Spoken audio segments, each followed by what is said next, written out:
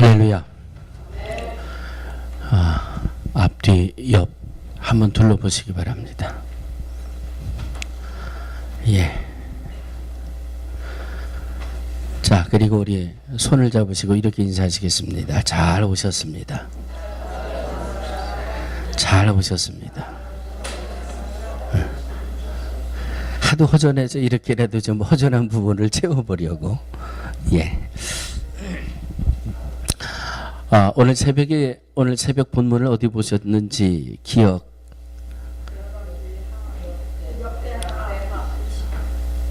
역대하 34장까지 봤습니다. 드디어 오늘 역대하를 끝내고 에스라로 들어가게 됩니다. 그동안 하루 5장씩 열심히 보시면서 열왕기 상하를 지나오셨고 역대기 상하를 지나오셨습니다. 모든 왕들이 북조 남조 왕들이 두 가지로 평가되지요. 여호와 보시기에 선을 행하였더라. 여호와 보시기에 악을 행하였더라.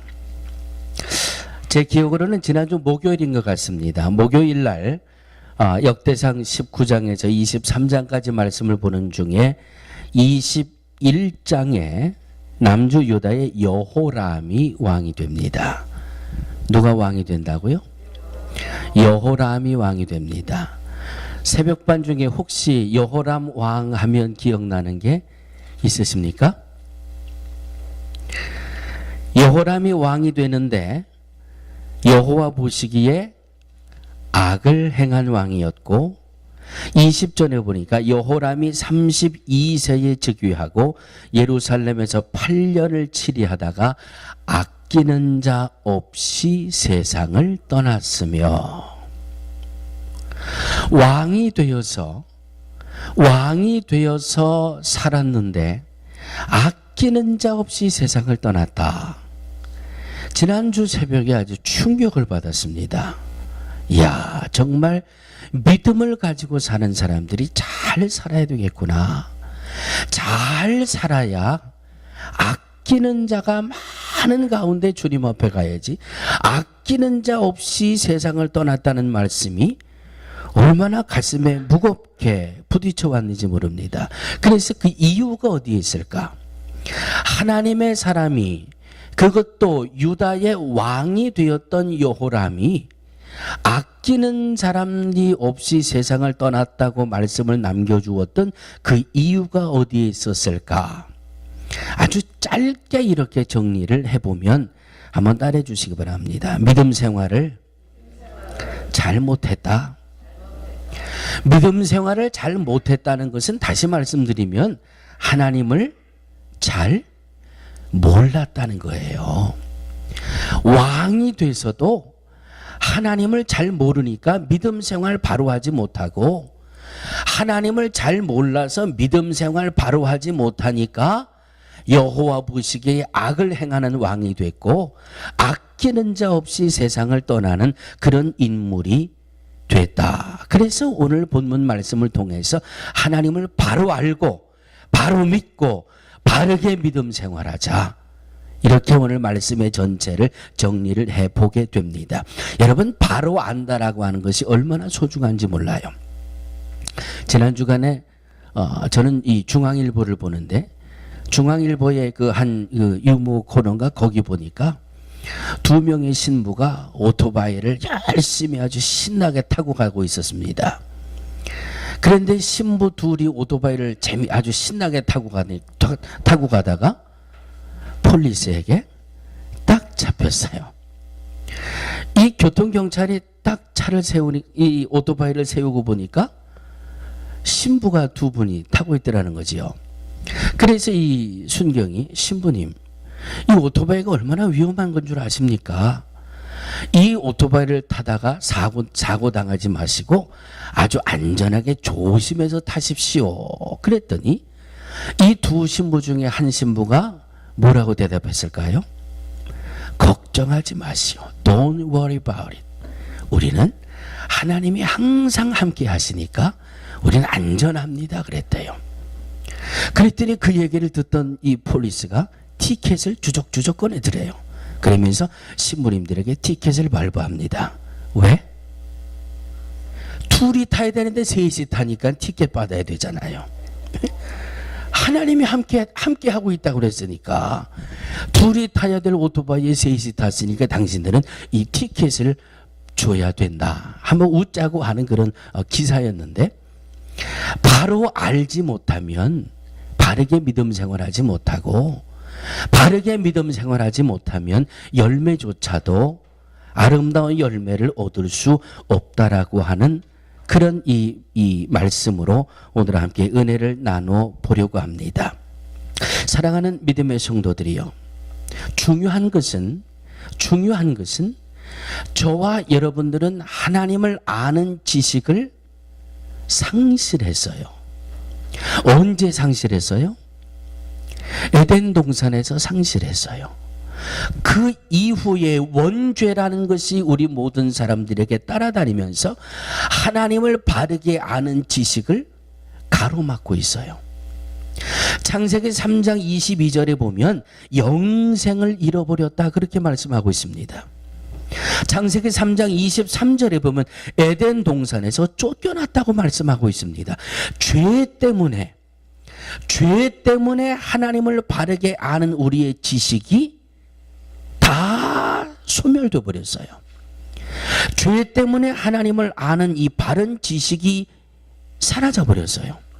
그럼에도 불구하고 사람들은 이 죄 때문에 하나님을 바르게 아는 것을 잃어버렸음에도 불구하고 이 머리로 하나님을 알려고 합니다.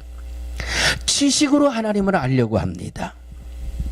이 지식으로 또는 이 지각으로 하나님을 알려고 노력하다 보니까 하나님의 말씀보다는 자신의 경험이 앞서는 거예요. 이 죄 때문에 내가 하나님을 아는 이 지식이 잃어버렸는데, 이 원인을 해결할 생각은 하지 않고 머리로 하나님을 자꾸 알려고 하다 보니까 굳이 뭐 교회는 갈 필요 있냐? 두세 사람이 내 이름으로 모인 곳에 함께 한다고 했는데 굳이 뭐 주일날 교회 갈 필요 없냐? 교회 갈 필요가 있느냐? 머리로 주님을 알려고 하다 보니까 무교회주의가 나오게 되는 겁니다. 이 하나님을 아는 것을 잃어버린 그 원인을 해결하지 못하고 머리로만 하나님을 알려고 자꾸 생각하다 보니까 11조는 뭐 율법 시대에나 나온 것이지 은혜 시대에는 뭐 11조 하느냐. 11조에 대해서 무용론을 펼치기 시작합니다. 그리고 꼭 뭐 그렇게 유별나게 새벽에 나가 기도해야 되냐? 뭐 굳이 뭐 그렇게 철야 기도는 뭐 해야 되냐? 금식 기도는 뭐 해야 되냐? 뭐 하나님의 말씀 그건 목사가 열심히 봐서 은혜 받고 설교하고 평신도들은 목사가 설교하는 거 듣고 은혜 받으면 되지. 머리로 하나님을 알려고 하니까 바로 아는 길이 열려지지 못하고 편법으로 하나님을 알려고 하다 보니까 말씀과는 비슷한 것 같지만은 전혀 엉뚱한 길로 신앙의 길이, 바르지 못한 믿음의 길들이 열려지더라 하는 말씀입니다. 따라하시기 바랍니다. 하나님을 바로 알고 바로 믿자. 하나님을 바로 알려면 하나님을 아는 것이 무엇 때문에 소멸됐다고요? 그러면 그 죄를 씻어버리면 바로 아는 길이 열려질 거 아니에요. 문제의 핵심을 잡아내서 그 핵심을 처리해야지, 문제의 핵심은 놔두고 엉뚱한 데 가서 헤매니까, 우리가 하나님이 나와 함께 하시니까 우리는 언제나 오토바이를 타고 다녀도 안전하다고 하는 맞는 것 같지만 엉뚱한 이론들이, 맞는 것 같지만 전혀 일치하지 않는 그런 이단의 설들이 나오게 되는 겁니다. 사랑하는 믿음의 성도들이요, 이 죄를, 하나님을 바르게 아는 데에 가장 핵심적인 문제가 죄 때문에 하나님을 아는 이 지식을 잃어버렸는데, 이 죄를 없애버리려면 하나님을 아는 바른 지식을 우리가 회복하려면 이 죄를 없애야 되는데, 죄를 없앨 수 있는 방법은 성경이 뭐라고 말씀하고 있습니까? 다른 길은, 다른 이름은 없다고 말씀하고 계세요. One way. 그러면 착 나와야 될 one way. 아, 내가 영어로 해서 그러나 봐요. 에? 한국말로 할게요. 이 문제가 되는 죄를 없애버릴 수 있는 단 하나의 방법은 예수 그리스도. 한글 하니까 잘 나오네. 예수 그리스도 그 이름 이외에는 다른 어떤 이름을 준 것이 없다고 말씀하세요. 그러면 포스트 모더니즘이 뭐예요? 종교다원주의가 뭐예요? 왜 굳이 기독교에만 구원이 있다고 얘기하냐? 뭐 불교에 가도 뭐 극락왕생한다고 하고, 마호메트한테 가도 뭐 천국이 있다고 그러고, 뭐 다른 종교도 인정해 줘야 될 게 아니냐. 그러니까 모든 종교는 다 구원이 있으니까 그거 다 인정하고, 예? 아이, 그 다음은 이제 얘기 안 할래. 그냥 속에서부터 막 화가 치밀어 올라가지고. 그리스도의 피값으로 세워주신 이 거룩한 제단에 제사장조차도 이 지성소에 들어올 때 성결치 않으면 즉결 심판을 받아 옆구리에 방울을 달고 들어와 제사를 집례하다가 주님 앞에 거룩하지 못하면 그 자리에서 죽어나가던 이 자리에 어떻게 주님이 오셔서 예배 시간에 설법을 하고, 어떻게 목사님이, 거기까지만 하고 지나갈게,